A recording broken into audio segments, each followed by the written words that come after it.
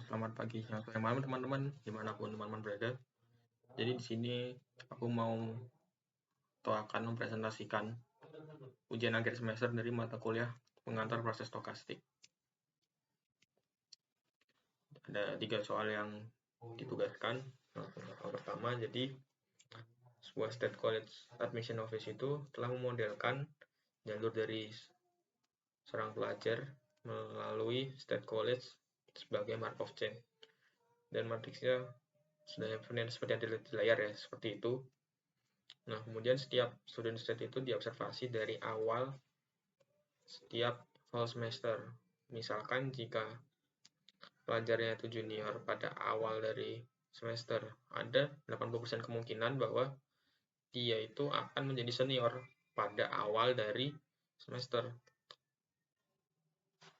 Nah, pada peluang 15% bahwa dia akan menjadi junior dan 5% peluang bahwa dia akan keluar. Jadi kita asumsikan kalau studentnya itu keluar, maka dia tidak akan pernah daftar lagi.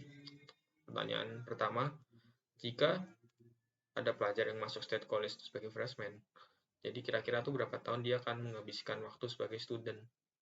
Pertanyaan kedua yang B, apa peluang bahwa setiap freshman itu akan lulus? Kita mau bahas yang A, tapi sebelumnya ada yang harus kita katakan dulu. Nah, tadi itu matriksnya jika dijadikan Markov chain itu kira-kira seperti ini ya. Nah, dari Markov chain itu kita lebih dahulu mau mencari state-state mana yang transient dan state-state mana yang absorbing. Nah, transient itu kan artinya jika kita ke state lain, jika state itu terus ke state lain, yaitu nggak dapat kembali ke state itu lagi. Mana aja yang transient? Itu ada F, ada sum over, J junior, dan senior. Apa buktinya? Ya kita bisa lihat langsung saja di Markov chain-nya dari F dulu. Tidak ada yang kalau F keluar kembali ke F lagi. Begitupun dengan so, jika so sudah keluar tidak bisa kembali lagi. Kemudian ada J, kemudian ada sen. Jadi mereka semua itu kalau keluar tidak bisa kembali lagi. Sekarang kita mau mencari yang absorbing. Nah, maksud absorbing itu adalah dia hanya bisa kembali ke state itu sendiri. Dalam artian peluang dari dia ke dia lagi itu satu ya, karena emang bisanya ke sana aja gitu. Nah, jadi state absorbing itu ya sisanya yaitu I dan G.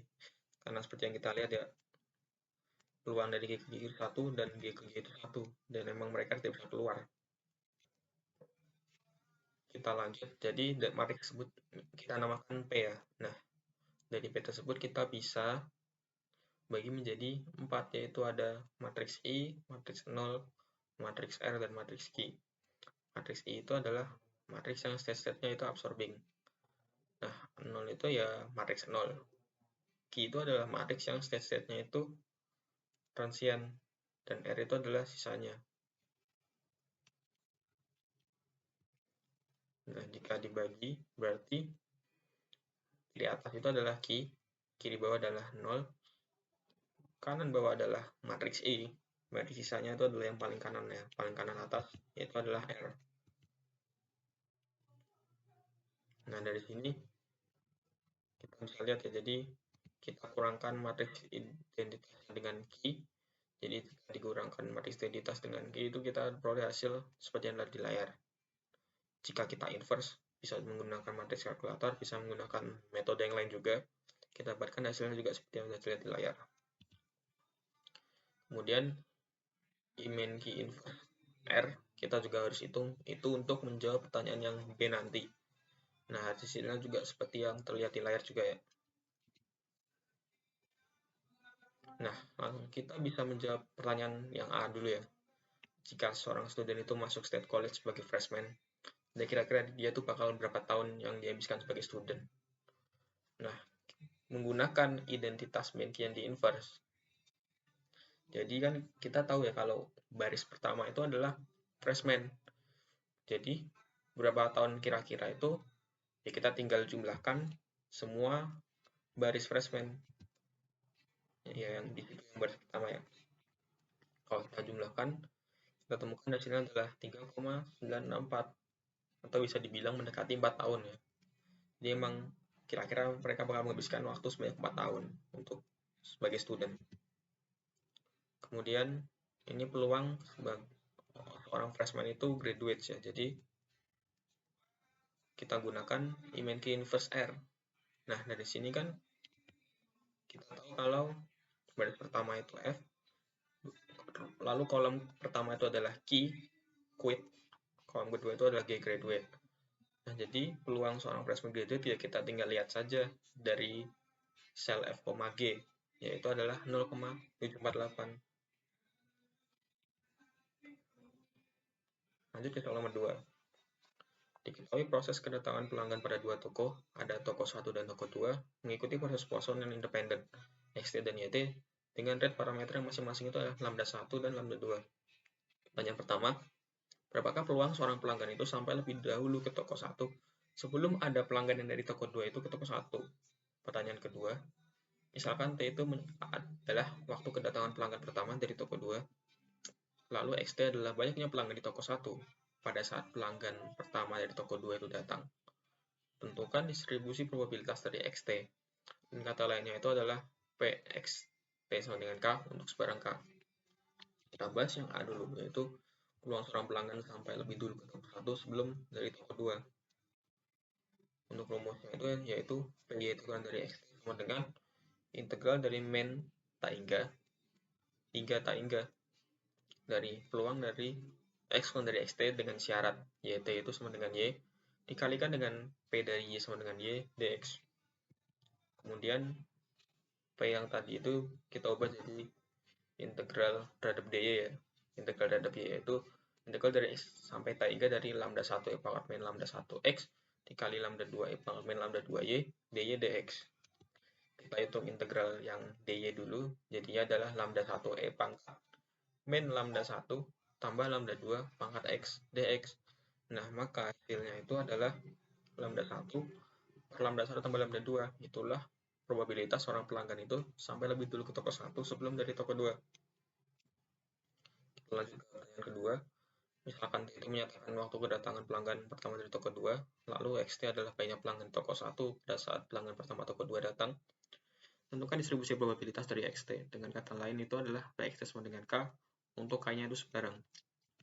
Rumus yang digunakan adalah PXT sama dengan K itu adalah integral dari 0 sampai hingga dari PXTT sama dengan K dengan syarat T-nya itu sama dengan T kali peluang T sama dengan T dt.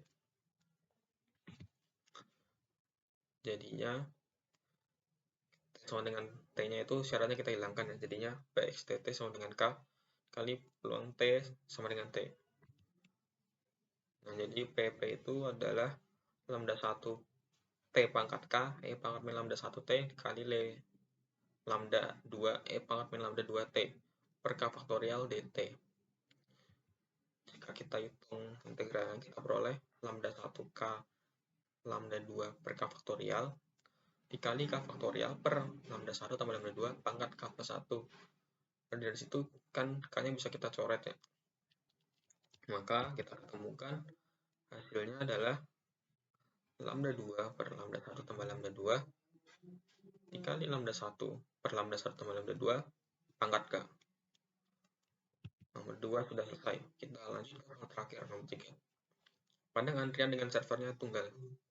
Proses kedatangan pelanggan itu mengikuti distribusi Poisson dengan rate-nya itu lambda sama dengan 1. Hitungannya itu per jam.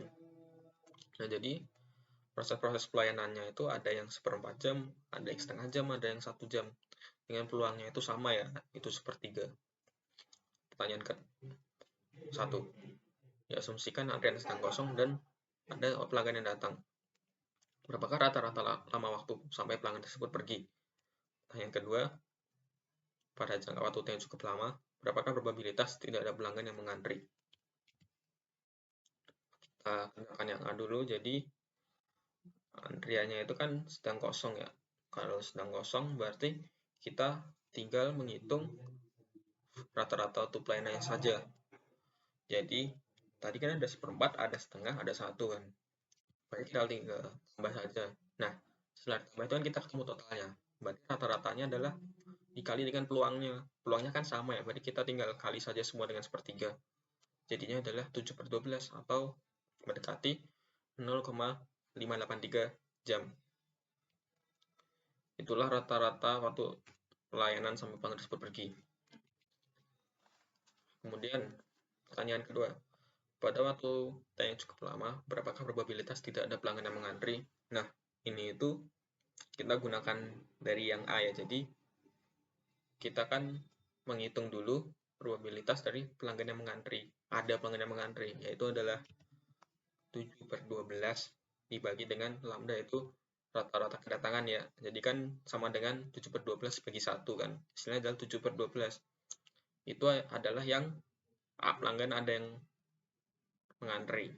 Berarti kalau tidak ada, berarti kita tinggal 1 dikurangi probabilitas ada pelanggan yang mengantri, yaitu yang 7/12 tadi. Jadinya kan sama dengan 1 dikurangi 7/12, sama dengan 5/12, atau mendekati 0,4167. Oke, jadi begitulah penjelasan atau pembahasan dari saya mengenai soal-soal tersebut. Nah, di pelajaran stokastik ini, aku mendapatkan beberapa hal ya. Jadi di sini aku bagi jadi 5 ya. Yang pertama itu stokastik. Nah, aku ini baru tahu stokastik ini dari semester 5 ya. Ternyata ada ya hal-hal yang membahas seperti antrian seperti itu di stokastik ini berarti untuk kelompok. Nah, di pelajaran mata kuliah stokastik ini sering banget ya ada tugas kelompok atau macam-macam. Nah, ini bisa membuat mahasiswanya tuh ya lebih mengenal teman-teman yang lain gitu. Dan bisa juga melatih kerjasama lah. Dan bisa saling membantu juga kalau ada yang nggak tahu gitu. Nah, asik. Nah, kan stokastik ini dalam bentuk video ya. Nah, ini membuat suatu pembelajaran itu menjadi lebih asik lah. Jadi, dari mahasiswa ini berlomba-lomba bagaimana memberikan suatu video pembelajaran yang tidak membosankan, yang menarik seperti itu. Kemudian terapan. Stokastik ini bisa diterapkan dalam kehidupan sehari-hari ya. Memang ilmu matematika ini memang seharusnya itu untuk diterapkan dalam kehidupan kita sehari-hari. Kemudian, terima kasih kepada teman-teman dan Pak Irwan yang telah menyaksikan video saya. Bila ada salah-salah kata, kurang lebihnya mohon maaf. Sampai jumpa di kesempatan berikutnya.